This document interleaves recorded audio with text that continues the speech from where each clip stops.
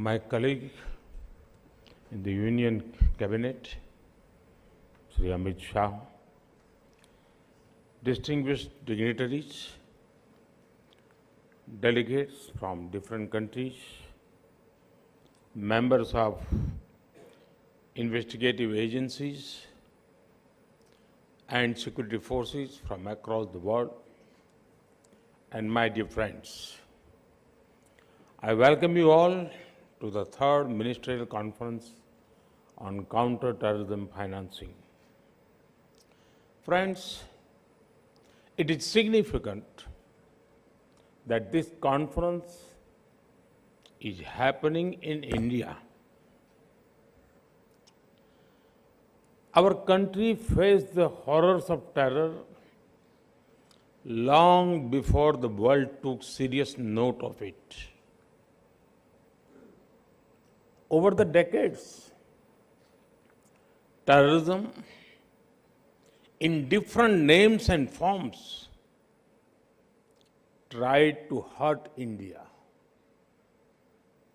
We lost thousands of precious lives, but we have fought terrorism bravely.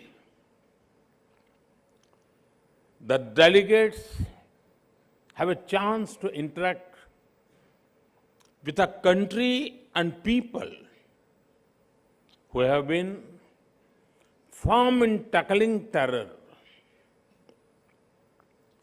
We consider that even a single attack is one too many.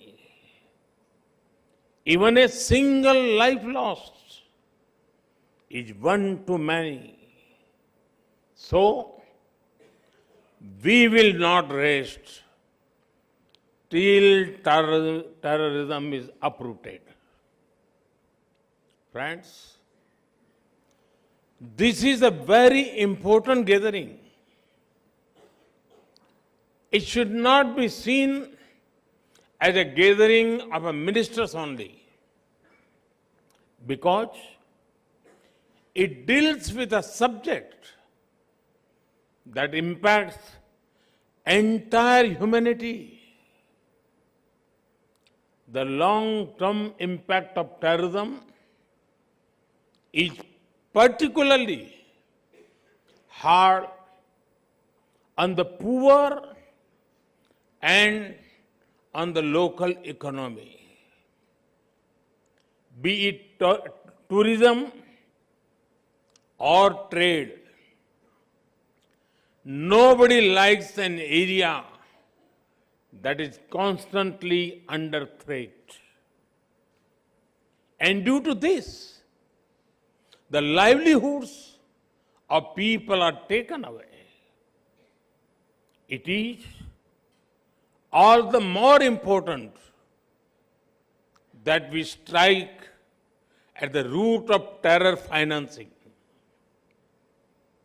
Friends, in today's world, ideally, there should be no need for anyone to remind the world of the dangers of terrorism.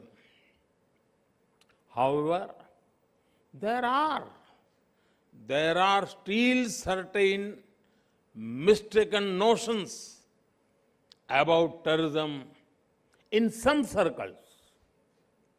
The intensity of the reaction to different attacks cannot vary based on where it happened. All terrorist attacks deserve equal outrage and action. Further, sometimes there are indirect arguments made in support of terrorism to block action against terrorists.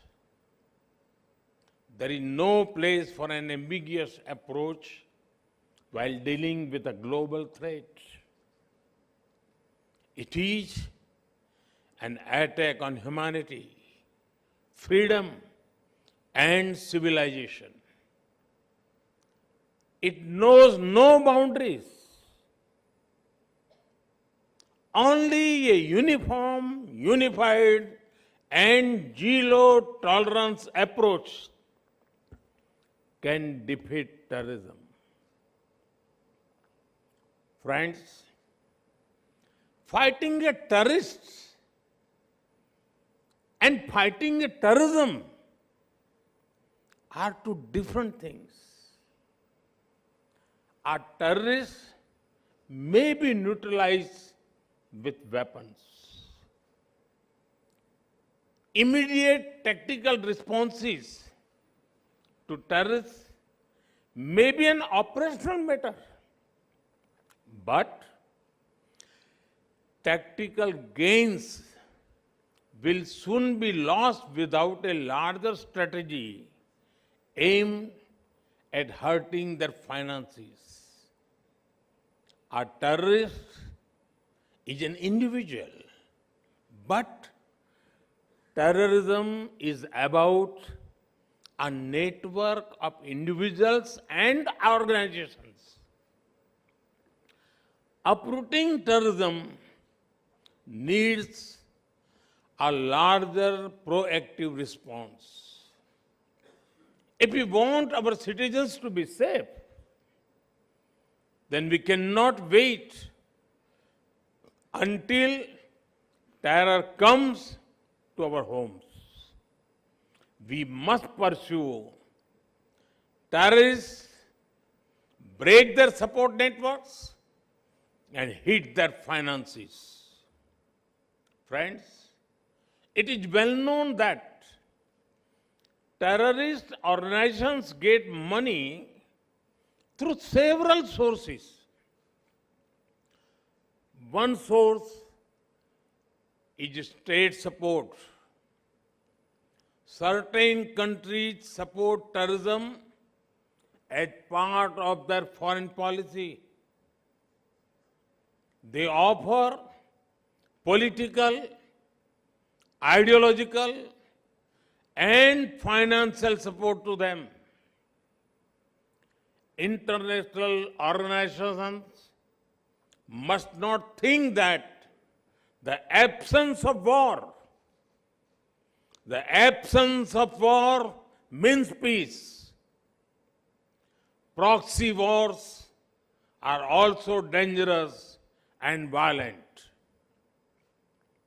There must be a cost imposed upon countries that support terrorism. Organizations and individuals that try to create sympathy for terrorists must also be isolated. There can be no ifs and buts entertained in such matters.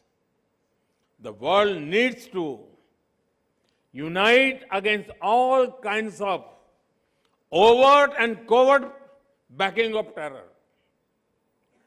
Friends, one of the sources of terror funding is organized crime. Organized crime should not be seen in isolation. These gangs often have deep links with terrorist outfits. The money made in gun running, drugs, and smuggling is pumped into terrorism. These groups help with logistics and communication too. Action against organized crime is extremely important in the fight against terror. At times, even activities like money laundering and financial crimes have been known to help terror fundings. Fighting it needs global collaboration. Friends, in such a complex environment, the United Nations Security Council,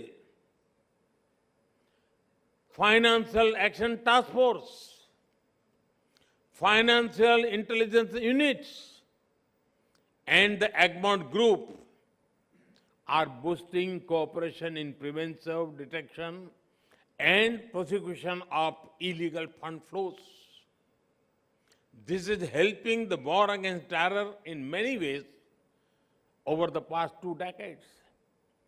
This also helps in understanding terror funding risks. Friends, now the dynamics of terrorism are changing. Rapidly advancing technology is both a challenge and a solution. New kinds of technology are being used for terror financing and recruitment. Challenges from the darknet, private currencies, and more are emerging. There is a need for a uniform understanding for new finance technologies. It is also important to involve the private sector in these efforts.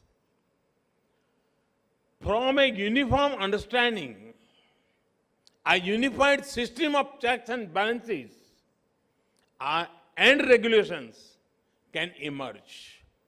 But we must be careful about one thing. The answer is not demonize technology. Instead, it is to use technology to track, trace, and tackle terrorism.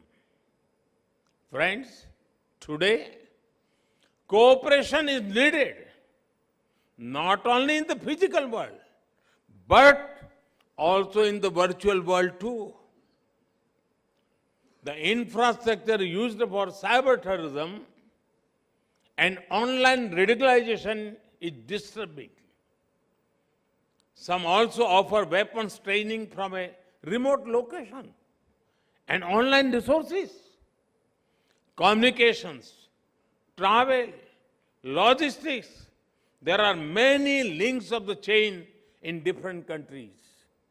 Each country can and must act against the part of the chain within the reach.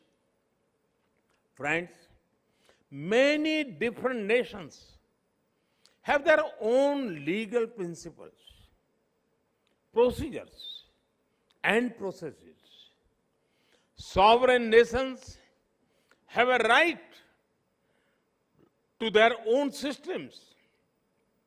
However, we must also be careful not to allow extremists to misuse differences between systems. This can be prevented through deeper coordination and understanding between governments.